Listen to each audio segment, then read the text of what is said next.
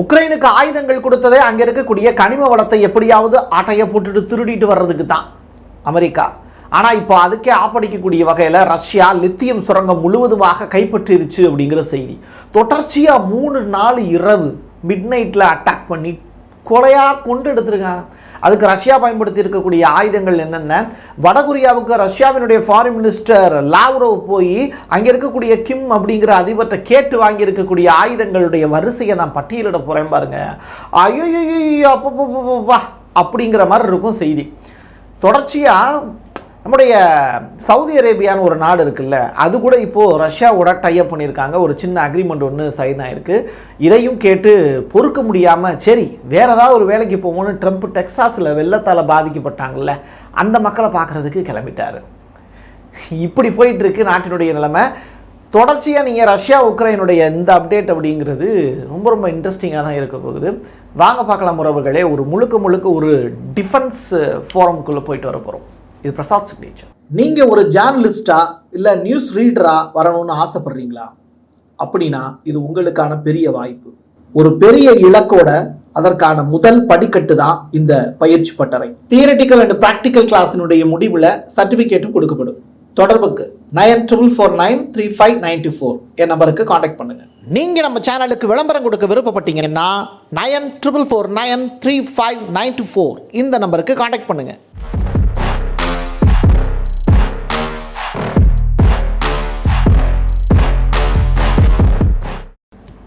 கைரிலோ புட்டனோ அப்படின்னு என்ன பேர் வச்சுருக்காங்க பாருங்கோ அப்படின்னு சொல்கிற அளவுக்கு உக்ரைனுடைய உளவுத்துறை பிரிவு இருக்குல்ல, அதற்கான தலைவர் இவர். போட்டிருக்கக்கூடிய ட்ரெஸ்ஸுக்கும் பேசக்கூடிய வார்த்தைகளுக்கும் சம்மதமே இல்லை அப்படிங்கிற அளவுக்கு தன்னுடைய நாட்டுக்காக உயிரை விட்டால் மேல் அப்படின்னு நினைக்கக்கூடிய வார்த்தைகளை தாண்டி எப்படியாவது தன்னுடைய உயிரையும் இல்லை தன் கூட இருக்கக்கூடியவங்களையும் காப்பாற்றணும் அப்படின்னு துடிக்கிறாரா என்னன்னு தெரியல. என்ன தெரியுமா சொல்கிறாரு? இந்த ஆண்டினுடைய இறுதிக்குள் சீஸ் ஃபயர் அப்படிங்கிற ஒரு விஷயத்தை கொண்டு வரலன்னா ஒட்டுமொத்த உக்ரைனும் முடிந்துவிடும். யார் சொல்கிறா? உக்ரைனுடைய உளவுத்துறையினுடைய தலைவர் சொல்கிறார். ஏன் தெரியுமா சொல்கிறாரு? லாஸ்ட் 3 days ஜூலை மாதம் 9ஆம் தேதி 10ஆம் தேதி 11ஆம் தேதி உக்ரைனில் யாரும் தூங்கவே இல்லை, ரஷ்யாவிலையும் யாரும் தூங்கலை. ஏன்னா அடிக்கிறவன் அடிக்கிறதுக்கு ரெடியாக இருந்தால் மட்டும்தானே அடி வாங்குறவன் ஐயோ அம்மான்னு கத்த முடியும். இப்போ என்ன பிரச்சனைனா திருடனுக்கு தேல் கொட்டின மாதிரி உக்ரைன் பொத்துக்கிட்டு வேற இருக்கணும். காரணம் என்னென்னா நாட்டோ கிட்ட இருந்து ஆயுதங்கள் வந்து சேரணும், அமெரிக்கா நாட்டோவுக்கு ஆயுதங்களை கொடுக்கணும். ஸோ இங்கே பெரிய டீல் ஒன்று நடந்து அது ரிலேட்டடான ஒரு பெரிய பிஸ்னஸ் ஒன்று நடந்துக்கிட்டு இருக்கு. இது புரியாத உக்ரைனுடைய அதிபர் ஜெலன்ஸ்கி போப்பாண்டவர்கிட்ட போய் பாவ மன்னிப்பு கேட்டுட்டு உக்ரைனுக்கு வந்து சேர்றதுக்குள்ளே உக்ரைனுங்கிற நாடு இருக்குமா இல்லையான்னு தெரியல. அதனால் உளவுத்துறை தலைவர் இருக்கார்ல, அவர் கதறி கண்ணீர் விட்டு அழுகிறாரு. அதுக்கான காரணம் கார்கிவ் மருத்துவமனை, அது வந்து ஒரு மகப்பேறு மருத்துவமனைங்கிறாங்க. அந்த இடத்துல ரஷ்யா நடத்தி இருக்கக்கூடிய தாக்குதல், அதுக்கு நம்ம கண்டனம் தெரிவித்து தான் ஆகணும். ஏன்னா மருத்துவமனைன்னு தெரிஞ்சவங்க அட்டாக் நடத்தியிருக்காங்க அப்படிங்கும்போது வருந்தத்தக்க செயல். பட் அந்த தாக்குதலில் ஏகப்பட்ட பேர் பாதிக்கப்பட்டிருக்காங்க. ஒடேசா அப்படின்னு சொல்லிட்டு ஒரு பகுதி போர் நடந்துக்கிட்டு இருக்கக்கூடிய இடத்துல 11 பேருக்கு காயம் ஏற்பட்டிருக்கு. இதில் உக்ரைனை சேர்ந்த 2 பேர் இறந்து போயிருக்காங்க. ஸோ ஜூலை மாதம் 9 to 11 இன்று இரவோடு சேர்த்து 12ஆம் தேதி அப்படிங்கும்போது உக்ரைனுக்கு மோசமான நாட்கள் இதுதான் அப்படின்னு சொல்கிறாங்க. கடந்த 3 ஆண்டுகளில் இல்லாத அளவுக்கு 4ஆம் ஆண்டினுடைய தொடக்க காலகட்டத்தில் இப்போ ரஷ்யா உக்ரைன் போர் நடக்குது. இப்படிப்பட்ட நேரத்தில் ஒரே இரவில் மொத்தமாக 700 ட்ரோன் வந்து ஏவிருக்காங்க. யார்? ரஷ்யா. 319 ஷாக் ட்ரோன்ஸ் வந்து விளாண்டுருக்கு அப்படின்னு சொல்கிறாங்க. தொடர்ச்சியாக ரஷ்யாவினுடைய ஸ்கேண்டர் அது நடத்தி இருக்கக்கூடிய தாக்குதலையும் உக்ரைனால் தடுக்க முடியல. ஏர் டிஃபென்ஸ் சிஸ்டம் இல்லாததுனால உக்ரைன் முழுவதுமாக படுத்தே விட்டதையா அப்படின்னு தான் சொல்லணும். சஸ்பில் அப்படின்னு சொல்லிட்டு ஒரு நியூஸ், அங்கேருந்து கிடைக்கக்கூடிய தகவல் என்ன சொல்கிறாங்கன்னா, சரியாக 12ஆம் தேதி அங்கே ரைட்டா நமக்கு இல்லை 12ஆம் தேதி காலை 3:30 மணி அளவில் லுட்ஸ்க் அப்படின்னு சொல்லிட்டு ஒரு பகுதி இருக்குது. அந்த பகுதியில் அதிபயங்கர தாக்குதலை ரஷ்யா நிகழ்த்தியது அப்படிங்கிற ஒரு செய்தி. இதுவரைக்கும் இல்லாத அளவிற்கு ஒரு பெரிய போர் பதற்றம் அப்படிங்கிறது உக்ரைனில் நிலவுது. Type 75 multiple launch rocket system வந்து இப்போது யார்கிட்ட கேட்குறாங்க ரஷ்யா அப்படின்னா வடகொரியா கிட்ட கேட்குறாங்க. எதற்காக? உக்ரைனை முடித்து விடுவதற்கு. இந்த வகை ராக்கெட்டை வச்சு என்னன்னாலும் செய்ய முடியுமா அப்படின்னு கேட்டால் இது வெறும் ராக்கெட் அல்ல, இது வெறுவன ராக்கெட் லான்ச்சர் இல்லை, இது வந்து ஒரு அரக்கன் அப்படின்னு சொல்லலாம்.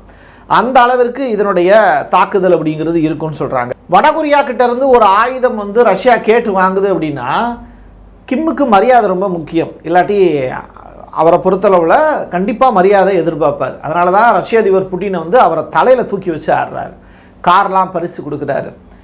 நாய்க்குட்டி புட்டினுக்கு பிடிக்குங்கிறதுக்காக வடகொரியாவினுடைய அதிபர் கிம்மு வந்து நாய்க்குட்டி பரிசளித்தது இதெல்லாம் உங்களுக்கு ஞாபகம் இருக்கும். ஏண்டா காரோட விலை என்ன, நாய்க்குட்டியோட விலை என்ன அப்படின்னு கேட்டால் அதெல்லாம் தாண்டி ஏகப்பட்ட பரிசுகள் வந்து 2 பேருக்கு இடையில கைமாறி இருக்குது, அதெல்லாம் வேறு விஷயம். பட் கிம்முக்கு வந்து மரியாதை ரொம்ப ரொம்ப முக்கியம். அதை அறிஞ்சிக்கிட்டு லாவ்ரோவை அனுப்பிச்சி வைக்கிறாரு ரஷ்ய அதிபர் புட்டின். லாவ்ரோவ் இப்போ வடகொரியாவில் இருக்கார். மார்க் ரூபியோவோட சந்தித்து பேசுனது மலேசியாவில், கிம்மை சந்தித்து பேசுகிறது வடகொரியாவில். 2 பேருக்கு இடையில நடந்த மீட்டிங்கோட ஃபோட்டோ ஒன்று கிடச்சிது. அது மற்ற நியூஸ் சேனலில் தான் உங்களுக்கு கிடைக்கும். நான் வேகமாகவே அந்த ஃபோட்டோஸ்லாம் உங்களுக்கு கலெக்ட் பண்ணி கொடுத்துருக்கேன். நிறையா பேர் கொஞ்சம் சப்ஸ்கிரைப் பண்ணுங்கள். சப்ஸ்கிரைப் பண்ணாமல் நிறையா பேர் வந்து பார்த்துட்ருக்கீங்க, அது ரொம்ப வருத்தமாக இருக்குது. உங்கள் நண்பர்கள் உறவினர்களுக்கு இந்த மாதிரி ரேரான நியூஸ்லாம் கொஞ்சம் ஷேர் பண்ணுங்கள். ஓகே, ஓன்சான் அப்படின்னு சொல்லிட்டு ஒரு கடற்கரை நகரம், அதில் ஒரு பெரிய ட்ரீட் ஒன்று வைக்கிறாரு லாவ்ரோவுக்கு கிம்மு. இந்த ட்ரீட் வந்து முடிஞ்சதற்கு பிறகு வந்து தனக்கு தேவையான ஆயுதங்கள் எல்லாத்தையும் ரஷ்யா வந்து கேட்டு வாங்குறாங்க கிம்முக்கிட்ட. உலகப்போரில் தோற்றுப்போன ஒரு ஃபீலை அமெரிக்காவினுடைய அதிபர் ட்ரம்ப்புக்கு கொடுக்கணும் அப்படிங்கிறது தான் இந்த 2 பேருடைய பிளான். யார்? ரஷ்ய அதிபர் புட்டினும் நார்த் கொரியாவினுடைய அதிபர் கிம்முக்கு இருக்கக்கூடிய ஆசை. காரணம் என்னென்னா, இப்போ ரஷ்யா உக்ரைன் போரில் ஒரு வணிகம் நடக்குது அப்படின்னா அந்த வணிகத்தில் தோற்று போகிறதுங்கிறது யாருக்கு நட்டம்? அமெரிக்காவுக்கு நட்டம். அதே நேரத்தில் ஒரு உலகப்போரில் தோத்த ஃபீலை எனக்கு கொடுக்குறாங்க அப்படிங்கிற அளவுக்கு ட்ரம்ப்பை கதற வைக்கணும் அப்படிங்கிறது தான் இவங்க 2 பேரோட பிளான். So 90% without USD. இதை யார் தெரியுமா செய்கிறா? வித்தவுட் யூஎஸ்டினா என்ன? டாலர் இல்லாமல் வணிகம் செய்யக்கூடிய ஒரு பெரிய வேலையை இப்போ சைனாவும் ரஷ்யாவும் செஞ்சுருக்காங்க. வடகொரியாவும் இந்த வேலையை அடுத்து 1 மந்தில் செய்ய போகிறாங்க அப்படிங்கிறது தான் பெரிய தகவல். ஸோ சைனாவும் ரஷ்யாவும் டாலரே இல்லாமல், டாலருடைய மதிப்பில் இல்லாமல் அவங்களுடைய சொந்த நாணயத்தின் மூலியமாகவே ஆயுத சப்ளையை மாற்றிக்கிறது, வணிகத்தை மாற்றிக்கிறது, பொருட்களை மாற்றிக்கிறது, ஏற்றுமதி எக்ஸ்போர்ட் ரிலேட்டடான விஷயங்கள், இம்போர்ட் ரிலேட்டடான விஷயங்களை பண்ணிக்கிறது. இதற்கு ஒப்பந்தம் சைன் ஆயிருக்கு. வடகொரியாவும் இதற்கு சைன் போட போகிறாங்க. 3 நாடுகள் அமெரிக்காவை எதிர்த்து டாலரை கீழே தள்ளி மிதிச்சுட்டு தன்னுடைய சொந்த நாணயங்களை மேல் நோக்கி கொண்டு வருவதற்கான வேலையை செய்கிறாங்க. பிரிக்ஸ் உயிர்ப்போடு தான் இருக்கிறது அப்படிங்கிறதுக்கு இது ஒரு பெரிய உதாரணம். உக்ரைன் தோற்று போச்சு அப்படின்னு நான் சொன்னேன்னா நீங்கள் நம்புவீங்களா? ஆமாங்க, தோற்று போச்சு. காரணம் என்ன தெரியுமா?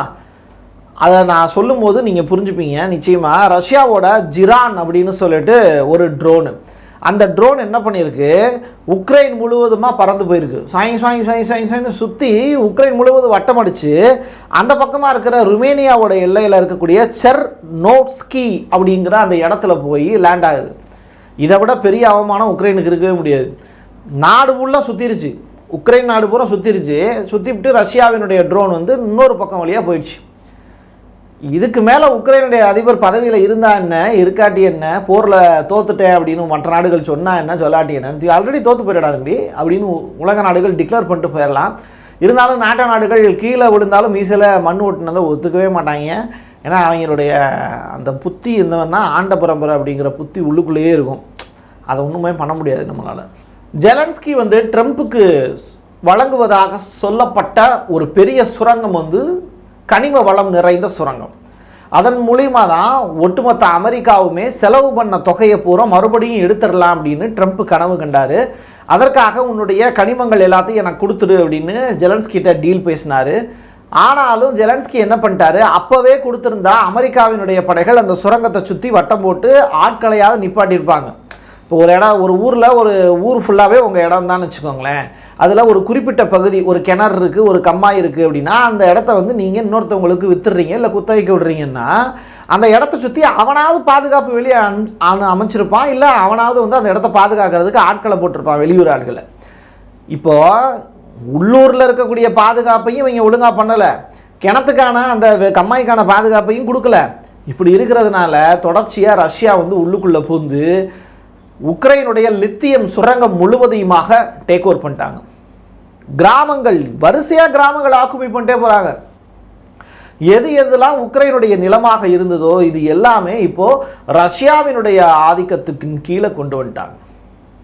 இதுக்கு மேலே உக்ரைன் தோற்று போச்சுங்கிறதுக்கு என்ன ப்ரூஃப் வேணும்? அமெரிக்கா தோற்று போச்சுங்கிறதுக்கு என்ன ப்ரூஃப் வேணும்? நாட்டோ நாடுகள் சுத்தமாக தோற்று போச்சுங்கிறதுக்கு என்ன ப்ரூஃப் வேணும்? இப்படிப்பட்ட நேரத்தில் ஜெர்மனியினுடைய சான்சலர் மெர்ஸ் அவர்கள் என்ன சொல்கிறாருன்னா, உக்ரைனுக்கு நாங்கள் ஆயுதங்கள் வழங்க தயார் அப்படின்னு. இனிமே நீ வயசுக்கு வந்தால் என்ன வராட்டி என்ன அப்படிங்கிற கதையாக கவுண்டமணி ஜோக்கு இருக்குல்ல, அதுதான் நினைவுபடுத்த வேண்டிய தேவை இருக்குது. ஜெர்மனியினுடைய மெர்ஸ் அவர்கள் பேசக்கூடிய பேச்சு அப்படிங்கிறது மறுபடியும் தான் ஒரு ஹிட்லர் அப்படின்னு உலக நாடுகள் பேசணும் அப்படின்னு ஆசைப்படுறாரு. தம்பி, நீ அந்தளவுக்குலாம் ஒத்துலையா அப்படிங்கிற அளவுக்கு தான் அவருடைய பர்ஃபார்மன்ஸ் இருக்குது. காரணம் என்னென்னா, இந்த 12 நாள் போரில் இஸ்ரேலுக்கு அவர் சில ஆயுதங்கள்லாம் கொடுத்து அனுப்பிச்சார். ஞாபகம் இருக்கா அவங்களுக்கு? அதையும் மையப்படுத்தி நான் இப்போ நினைவுபடுத்த விரும்புகிறேன். அதே நேரத்தில் ஒரு பார்ட்டி நடக்குது. அந்த பார்ட்டியில் பாவம் மெர்ஸ் நீங்கள் அந்த வீடியோலாம் பார்த்துருப்பீங்கன்னு நினைக்கிறேன். கேக் கொடுக்குறாங்க. அந்த கேக்கை பார்த்தீங்கன்னா திங்க தெரில, ஒழுங்காக சாப்பிடணும்ல, அது கையில் கொடுத்தா சாப்பிடணும்ல. பாவம் கை நடுங்கி அது கேக்கு கீழே விழுந்துருச்சு. ஃபஸ்ட்டு இப்படி தட்டுறாப்புல அப்படியே போய் விழுந்துருச்சு. ஒரு கேக்கையே திங்கிறதுக்கு உனக்கு துப்பு இல்லை, நீ ஆயுதங்கள் ஒரு நாட்டினுடைய அதிபர் அப்படின்னு சொல்கிற. ஐயோ, நீ உண்மையிலேயே போலீஸ் தானா? போலீஸ்னா பார்த்தா ஒரு குட் மார்னிங் அப்படின்னு சொல்கிற அளவுக்கு இருக்கணும்ல. நீ அப்படி பார்த்தா ஒன்றுமே தெரியலையா, நீ என்னத்தான் நாட்டினுடைய அதிபருங்கிற அப்படிங்கிற அளவுக்கு ஒரு வீக்கான ஒரு பர்சன் தான் ஜெர்மனியினுடைய சான்சலர் மெர்ஸ். இதுக்கு மேலே என்ன சொல்லணும்? அவ்வளோதான். டாஸ் நியூஸ் ஏஜென்சி, ரைட்டா, அவங்க ஒரு செய்தி ஒன்று வெளியிட்டிருக்காங்க. ரஷ்யாவும் சவுதி அரேபியாவும் புதிய ஒப்பந்தம் ஒன்று கையெழுத்தாயிருக்கு. கனிம வளம் தொடர்பான ஒப்பந்தம். அதாவது ஸ்மார்ட் போன், மின்சார வாகனங்கள் தயாரிப்பு உள்ளிட்ட விஷயங்களுக்காக அரிய மண் ரஷ்யா டு சவுதி அரேபியா அந்த மாதிரி போவதற்கான வாய்ப்பு இருக்குது. இதுக்கு 1.5 ட்ரில்லியன்லேருந்து 2 ட்ரில்லியன் வரைக்கும் டாலர் ஒப்பந்தம் சைன் ஆகிருக்கு ரஷ்யாவுக்கும் சவுதி அரேபியாவுக்கும் இடையில அப்படிங்கிற தகவல் வெளியாயிருக்கு. ஜோம்பி டேங், நீங்கள் நம்ம தமிழ் படத்தில் இந்த ஜோம்பி அப்படின்னு கேள்விப்பட்டிருப்பீங்களா? அது பார்த்தீங்கன்னா கடிச்சிச்சு அப்படின்னா அடுத்தவனும் ஜோம்பியாக மாறிடுவான்.